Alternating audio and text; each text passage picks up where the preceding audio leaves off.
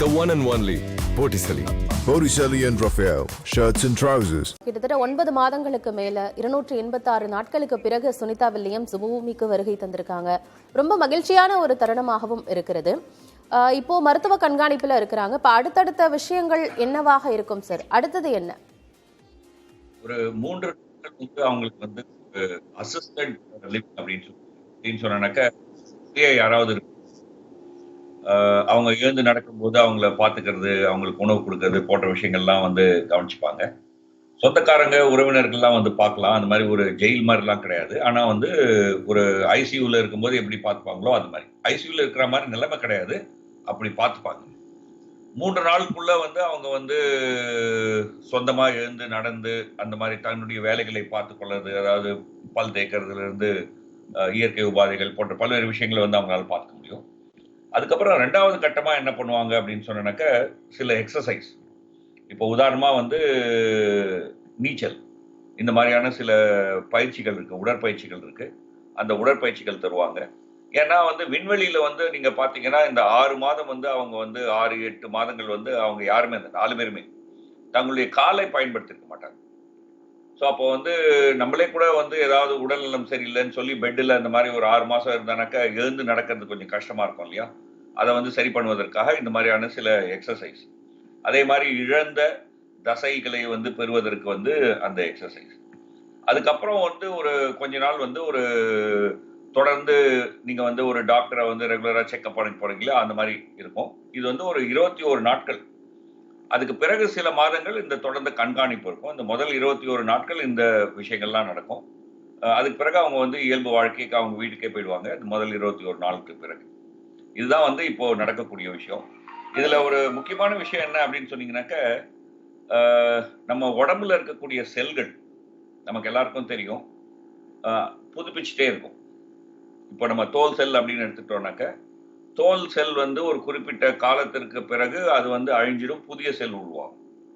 நம்ம இப்படி தொடச்சாலே வந்து இதுக்கு மேல செத்து போன செல்லாம் வந்து நம்ம கைக்குள்ள வரும். நமக்கு எல்லாருக்கும் தெரிஞ்ச விஷயம். அப்போ 8 மாதமாக விண்வெளியில இருந்தபோது அவர்களுடைய பாதம் எடுத்துக்கலாமே, பாதத்துல இருக்கக்கூடிய செல்கள் எல்லாம் புதுசா உருவாகிருக்கும் இல்லையா? நம்ம பூமியில நடக்கும்போது காலில் இருக்கக்கூடிய அந்த தோல் செல் வந்து அந்த அழுத்தத்தினால ஒரு மாதிரி ஒரு தடிமன் இருக்கும். விண்வெளியில் நம்ம அப்படி பயன்படுத்தாததுனால பிறந்த குழந்தையினுடைய கால் பார்த்தீங்கன்னா அப்படியே ஸ்பாஞ்ச் மாதிரி இருக்கும் இல்லையா? அந்த பாதத்தை தொட்டு பார்த்தீங்கன்னா ஸ்பாஞ்ச் மாதிரி இருக்கும் இல்லையா? அது மாதிரி இப்போ இருக்கும். ஸோ அது வந்து நடக்கும்போது ஒரு சின்ன மண் எது பட்டாலுமே கூட வந்து ஒரு என்ன சொல்லலாம், ஒரு உறுத்தல் இருக்கும். ஸோ அதனால அது கொஞ்சம் ஒரு சில நாட்கள், ஒரு 10 நாள்ல தான் சரியாகும். ஸோ அதனால அதுக்கெல்லாம் வந்து ஒரு பயிற்சி இந்த மாதிரி விஷயங்கள்லாம் கொடுப்பாங்க. இதுதான் வந்து இப்போ உடனடியாக நடக்கக்கூடிய விஷயம். இயல்பு நிலைக்கு திரும்புவதற்கு குறைந்தபட்சம் ஒரு 21 நாட்களுக்கு மேல ஆகும் அப்படின்னு எடுத்துக்கலாம். திரு பன்னீர்செல்வம் அவர்கள், 2 நாட்கள்ல வந்து ஒரு பொதுவான இயல்பு நிலைக்கு வந்துருவாங்க. பட் ஆனா 21 நாள்ல வந்து வீட்டுக்கு போயிடலாம். இதுதான் முக்கியமான விஷயம். இப்போ அவங்க ஸ்பேஸுக்கு போனதுல இருந்து அவங்க சீக்கிரமாகவே இங்க மறுபடியும் ஏர்த்துக்கு வந்துருவாங்க அப்படின்னு சொல்லப்பட்டிருந்தது. அதன் பிறகு அவங்க அங்கேயே ஸ்டே பண்ற மாதிரியான ஒரு நிலைமை இருந்தது. அதன் பிறகும் கூட இப்ப இங்க இருந்து எரிபொருளா எடுத்துட்டு போறக்கூடிய நிலைமை இருந்தாலும் கூட, ஆனா அவங்களால ஏன் இங்க ஸ்பேஸுக்கு மறுபடியும் ஏர்த்துக்கு வர முடியல? இந்த கால தாமதம் இருக்குல்ல, அது எதனால சார்? கொஞ்சம் சுருக்கமா. நல்ல விஷயம். இப்ப நீங்க வந்து இப்ப இன்னைக்கு அதிகாலையில புறப்பட்டு நீங்க வீட்டுல இருந்து இங்க வேலைக்கு வந்திருக்கீங்க. ஒரு சின்ன கேள்வி உங்கள்ட்ட கேட்கிறேன், எவ்வளவு நேரம் இங்க இருப்பீங்க நீங்க? இங்க ஆபீஸ்ல ஒரு ஒரு 8.5 hours. ஏன் 6 மணி நேரத்துல நீங்க வீட்டுக்கு போக மாட்டீங்க? ஏன்னா அது உங்க ஷிஃப்ட். அதே மாதிரிதான் வந்து விண்வெளிக்கு நம்ம ஒரு குழு போச்சுன்னு சொன்னா அந்த குழுக்கு வந்து ஒரு ஷிஃப்ட் காலம்னு இருக்கு. சுமார் 6 மாசம் இருக்கணும்.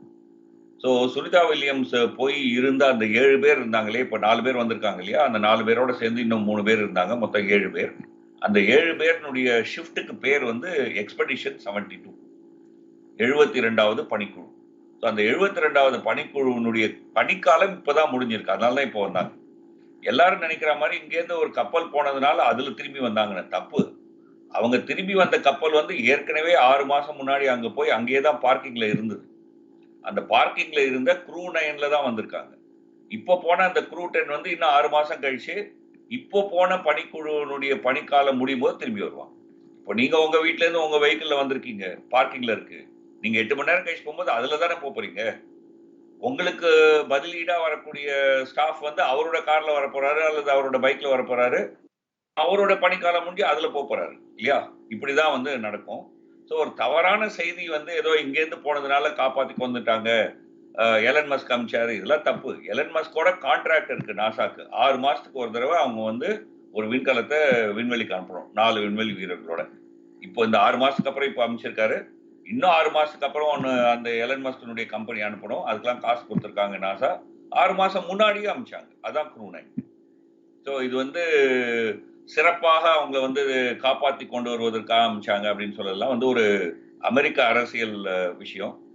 அங்க வந்து நான் தான் இதெல்லாம் காப்பாத்தினேன்னு ட்ரம்ப் சொல்லுவதற்காக எலன் மஸ்கோட சேர்ந்து போட்ட ஒரு விஷயம். ஒரு சிறிய குறுக்கீடு சார். இப்போ அவங்களோட பணி நேரம் இப்போ ஒரு 6 மாசம் பீரியட் அப்படின்னா இப்போ அதை முடிச்சுட்டு தான் அவங்க இங்க வந்திருக்காங்க. ஏன்னா இதற்கு முன்பே கூட ஜூன் மந்த்ல இங்க வந்துருவாங்க அப்படின்னு எல்லாமே பேசப்பட்டுச்சு. ஆனா அவங்களால வர முடியல அப்படின்ற செய்திகள் எல்லாமே வந்தது தானே? தவறுதான் அது. அதாவது வந்து என்னன்னாக்கா 6 மாசம் முன்னாடியே நான் வந்து ஒரு கட்டுரை எழுதியிருந்தேன். அப்பவே வந்து அவங்க வந்து இந்த பீரியட் அனௌன்ஸ் பண்ணிட்டாங்க. அதாவது வந்து மார்ச் மாதத்துல முதல் 2வது வீக்ல வந்து வரும் அப்படின்ட்டு. அந்த எக்ஸாக்ட் டேட் வந்து கொஞ்சம் மாறும். பட் அதர்வைஸ் இந்த பனிக்காலம் வந்து இந்த சமயத்துல முடிய போகுது அப்படிங்கிறது வந்து முன்னாடியே அதாவது 6 மாதத்துக்கு முன்னாடி எல்லாருக்கும் தெரிஞ்ச விஷயம் தான். இந்த ஒரு குறிப்பிட்ட காலப்பகுதியில இந்த க்ரூ 10 அங்க போகும், க்ரூ 9 திரும்பி வரும் என்பது தெரிந்த விஷயம். இப்போ இந்த விண்வெளி வீரர்கள் பூமிக்கு வந்த அந்த டிராகன் விண்கலம் புளோரிடா கடல் பகுதியில தான் இறங்கி இருக்கு. இப்போ அந்த ஸ்பேஸ்ஷிப் அப்படிங்கிறது இப்போ அங்கேயே தான் இருக்குமா? அது அடுத்ததா என்ன பண்ணுவாங்க சார்? இது வந்து ஒரு ரீயூசபிள் ஸ்பேஸ்ஷிப். இது வந்து ஒரு புது கான்செப்ட். இப்போ நீங்க ரஷ்ய விண்கலம் பார்த்தீங்கன்னாக்கா சோயூஸ், அது வந்து ஒன் டைம் யூஸ் தான். அதாவது வந்து இங்கேருந்து ஒரு 3 பேரை கூட்டிட்டு விண்வெளிக்கு போகும். அது திரும்பி வந்து அங்கே பாலைவனத்தில் இறங்கும். பாலைவனத்தில் இறங்கின பிறகு அது வந்து நீங்க மறுபயன்பாடு செய்ய முடியாது. இதெல்லாம் வந்து ஒரு மறுபயன்பாடு செய்யக்கூடிய ஒரு முறையில் இதை வந்து இந்த டிராகன் விண்கலம் வந்து தயாரிச்சிருக்காங்க. ஸோ அதனால தான் கப்பலில் ஏற்றிருக்காங்க. அந்த கப்பலில் ஏற்றி அது வந்து திரும்பி அந்த நிலையத்துக்கு போகும். அங்கே வந்து பராமரிப்பு செய்வாங்க. இப்போ நீங்கள் மேலே பார்த்தீங்கன்னா, நீங்கள் முன்னாடி பார்த்தீங்கன்னா வெள்ளையாக இருந்தது. இப்போ பார்த்தீங்கன்னா ஒரு மஞ்சள் கலர் மேலே பூசிருக்கு இல்லையா? அதெல்லாம் வந்து வெப்பத்தினால அந்த பகுதியெலாம் வந்து உடஞ்சிருக்கு. அந்த பகுதியெல்லாம் சீர் செய்வாங்க. உள்ளே இருக்கிறதெல்லாம் சரியாக இருக்கும். ஸோ அந்த மேலில் இருக்கக்கூடிய விஷயங்கள் எல்லாம் சரி செய்வாங்க. சரி செஞ்சு திரும்பி யூஸ் பண்ணுவாங்க. அதுக்காக தான் வந்து அதை வந்து எடுத்து இதில் வச்சிருக்காங்க. முன்னாடி நீங்கள் பார்த்தீங்கன்னா தண்ணியில இருக்கும் போதே கதவை திறந்து விண்வெளி வீரர்களே எடுத்துருவாங்க. அங்கே கடல்லையே எடுத்துருவாங்க. கடல்ல எடுத்து கப்பல்ல கொண்டு வருவாங்க. இப்போ வந்து அந்த விண்கலத்தையே அப்படியே கடல்ல இருந்து எடுத்து கப்பல்ல வச்சு அதுக்கப்புறம் எடுக்கிறாங்க. ஏன்னா வந்து ரீயூசபிள். இப்போ அவங்களுக்கு வந்து மருத்துவ கண்காணிப்புல வச்சுட்டு இருக்காங்க. எந்தெந்த ஒவ்வொரு சின்ன சின்ன விஷயங்களையுமே இப்போ அவங்க நோட்டீஸ் பண்ணுவாங்க. அதெல்லாம் என்னென்ன விஷயங்கள்? இப்போ டெய்லி ஆக்டிவிட்டீஸ்ல அவங்களுக்கு ஏதாவது சேஞ்சஸ் இருக்குமா? இப்போ ரெகுலர் பண்றதுக்கு என்ன ட்ரைனிங்லாம் கொடுப்பாங்க சார் இதுக்கப்புறம்? நீங்க பாத்தீங்கன்னு சொன்னா உணவு. இப்போ வந்து நான் ஏற்கனவே சொன்ன மாதிரி நம்ம உடம்புல பல பகுதியில் இருக்கக்கூடிய செல்கள், பழைய செல்கள் மடிந்து புதிய செல்கள் உருவாகும். உங்கள்கிட்டையும் உருவாகும், எங்கிட்டையும் உருவாகும். அப்படிதானே நம்ம சொல்றோம். இப்போ உதாரணமா ரத்த செல்கள்னு எடுத்துட்டானாக்க 60 நாளைக்கு ஒரு தடவை வந்து அது வந்து புதுசா உருவாயிடும். அதனால தானே ரத்த தானம் கொடுக்கறதுல பிரச்சனை இல்லை அப்படின்லாம் நம்ம பேசுறோம். நமக்கு எல்லாருக்கும் தெரிஞ்ச விஷயம் இல்லையா? அது மாதிரி வந்து உருவாகும். அப்படி உருவாகும் போது விண்வெளியில் இருக்கும்போது நம்முடைய தசை நார்கள், குறிப்பாக வந்து நம்ம ஊனி நடக்கிற தசை நார்கள், கையால பிடிக்கிற தசை நார்கள், நம்ம வந்து வெயிட்டை பார்க்குற அந்த தசை நார்கள் வந்து அந்த அளவுக்கு வளராது. அதுல வந்து வளர்ச்சி குறைவு இருக்கும். ஏன்னா அங்க வந்து நம்ம பயனே பண்ணல. அது திரும்பி மறுபடி வளரணும். ஸோ அப்போ அதுக்கு வேண்டிய புரதம், கால்சியம், எலும்பு, இது மாதிரி விஷயத்துக்குலாம் வந்து கால்சியம் இதெல்லாம் கொடுக்கணும். இதனால வந்து கீழே வந்தவங்க வந்து அப்படியே சீக்காளியா இருக்காங்க அப்படின்லாம் அர்த்தம் கிடையாது. நமக்கே கூட சில சமயம் வந்து கால்சியம் குறைபாடு ஏற்பட்டு நம்ம கால்சியம்லாம் எடுத்துக்கிறோம் இல்லையா? அந்த மாதிரியான ஒரு நிலைமை தான். சற்றேறக்குறைய ஒரு 6 மாதத்துல வந்து அவங்க ஆல்மோஸ்ட் 95% பழைய நிலைமைக்கு திரும்பிடுறாங்க அப்படின்னு தான் வந்து ஆய்வுகள் சொல்லுது.